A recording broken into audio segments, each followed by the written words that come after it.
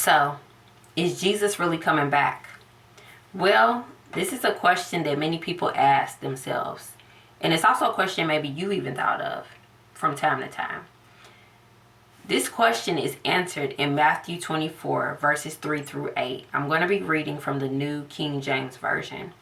And it reads, "Now as he sat on the Mount of Olives, the disciples came to him privately, saying, 'Tell us, when will these things be? And what will be the sign of your coming and of the end of the age?' And Jesus answered and said to them, 'Take heed that no one deceives you. For many will come in my name, saying, I am the Christ, and will deceive many. And you will hear of wars and rumors of wars. See that you are not troubled, for all these things must come to pass, but the end is not yet. For nation will rise against nation, and kingdom against kingdom, and there will be famines, pestilence, and earthquakes in various places. All these are the beginning of sorrows.'" So, there's a lot to unpack, but Jesus was speaking to his disciples because they wanted to know. They wanted to know, okay, Jesus, like, what will we know about your returning? When will we know about the end of this age? And Jesus answered them. So let's do like a brief summary just to go over these verses, just to make sure that we are on one accord. So Jesus sat down at the Mount of Olives. The disciples came to him. They came to him privately, and then they asked the question, "Tell us, when will these things be? And what will be the sign of your coming and the end of the age?" So Jesus answered them. And when Jesus answered them, if you take notice of the verses that I read, you will see that Jesus didn't just say, well, this, that. He wasn't short in his answer. His answer had a lot of detail. And the details that he gave are actually signs.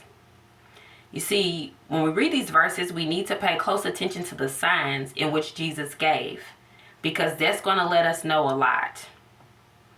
So let's look at the signs. So if we look in verses 4 and 5, Jesus said, "Take heed that no one deceives you, for many will come in my name, saying, I am the Christ, and will deceive many." So that tells us deception is going to be at an all-time high before Jesus returns. It's going to get to the point where there's going to be many saying that they're Christ, that they're coming as Christ, that they are Christ. Yet we know the truth. We know that there is only one Christ. We know that Jesus Christ is God's only Son. And we see this because this is in John 3:16. This is the verse that says, "For God so loved the world that he gave his only begotten Son." His only Son. He didn't say many, only. So that's number one sign. The number one sign is we have to pay attention that no one deceives us, because there will be many coming saying that I am the Christ. The second sign will follow in verse 6. And in that verse, Jesus said, "And you will hear of wars and rumors of wars. See that you are not troubled, for all these things must come to pass, but the end is not yet." So wars and rumors of wars will be talked about. We'll hear about it. But the thing is, Jesus said, let us not be troubled. So when you hear about war, you hear about rumors of war, there's no need to be shocked. There's no need to be frightened. But you just need to pay attention, because you know this is what Jesus said in these verses. You know, okay, Jesus said that this was going to happen. These are the things that's going to come before he returns. So that means that you need to be aware, pay attention, because then you can understand the times that we're living in, right? So going on to the next one, which is number 3. This is the third sign, which is in the verse 7. Jesus said, "For nation will rise against nation, and kingdom against kingdom, and there will be famines, pestilence, and earthquakes in various places." So that tells us as well, there will be a shift in the earth. There will be a shift to where nations will rise against nations, kingdoms will go against kingdoms, and there will be famines, pestilence, and earthquakes in the earth. And it'll be happening in the earth as people are living on the earth or living in the world. And the last verse says that all these are the beginning of sorrows. So basically, Jesus is telling us from the verses that we've read, which started verses 4 through 7, that the signs that he gave is just the beginning. It's just the beginning. Those are just signs to look for. But what's to come after, there'll be additional signs. And if you have a chance, take the time to finish out these verses from verses 9 to 14. I think that's what it is, or verses 9 through 11. And you'll see the verses that follow. But I want us to just stop right here and just reflect over these scriptures, because we really have to pay attention to the details in which Jesus gave.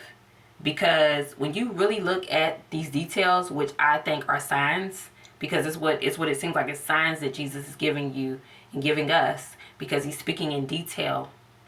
If you look around today, just take some time to think about it. Look in your world today. Look at the stuff that's going on. It makes you think Jesus is really coming back. Like, it makes you realize Jesus is really coming back. Like, this is not a joking matter. He's really coming back. And the thing is this. We read about all the signs. We can see the signs, right? We may not be able to see all the signs, but we see a lot of the signs that's in those verses. And that's a good thing for us to know the signs, so that we can be aware and know, okay, this is a sign. This is not just happening just to be happening. This is not just something that's like, oh, this is just normal. No, it's not normal. We need to pay attention to the signs, and we need to know the signs. But you know, people might say, well, it's scary. Like, I don't really want to think about Jesus coming back because it's scary. It's scaring me. And I believe that God understands that it is scary, because these are things that don't normally happen. It's like, what happened? You look in the world, you're like, well, what happened, right? But these things have to come to pass because Jesus is preparing us for his return. But you know what's even scarier?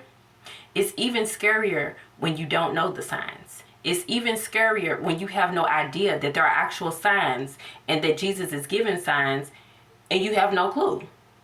And so for me, when I think about the signs that I see that was mentioned in these verses, I think about people who are not aware of the signs. I think about people who don't know the signs, because it's imperative for me, for you, for any believer to make sure that when we really love people, we really loved our loved ones, we really want people to be aware, we want them to be informed, that we tell them like, hey, life is not promised tomorrow.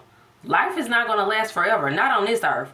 Eternal life is not going to be on this earth. But hey, while you have the time today, take the time to get to know Jesus Christ. Like, take the time to get to know him out of your busy schedule.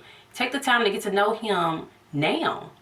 Because as things are starting to get, I don't want to say worse, but as things are starting to become increasingly seen that Jesus is coming back, you don't want to look up and say, man, somebody told me that Jesus was coming back. Somebody told me about the signs and I wasn't paying attention. And you don't want to be asleep. And then he comes back and then it's like, oh, this is for real. Yeah, this is for real.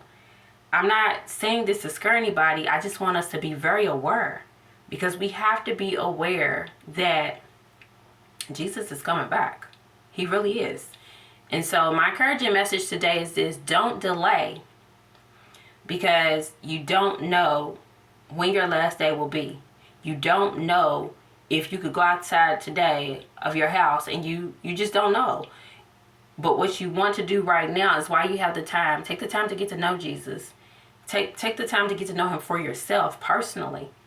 And also remember this: Jesus didn't give us these signs to scare us. He gave us these signs to prepare us. That's one thing I love about the Bible. People may say what they want to say about the Bible, but how gracious was it for us to get the signs? How gracious was it for the disciples to have the signs? I would be more scared if I didn't have any signs at all and I had nothing to look to. And then I'm walking around here thinking, oh yeah, this is normal. This is just how it is. Like, everything's just fine. And it's really not. And so take the time today, like I said, get to know Jesus Christ for yourself. If you don't know him, now is the time to get to know him. If you feel like, hey, my life is not all the way where it should be, my life needs to be better than what it is. No one is perfect. We've all had our faults, we've all had our flaws, and we all had to come to Jesus broken, hurt, a mess. And the thing is, Jesus will welcome you with welcoming arms. He always does. So today I just want to say, if you want to know if Jesus is coming back, I'm going to let you answer that about what I read. Hey, you tell me if you think Jesus is coming back in the comments. So until next time, be blessed.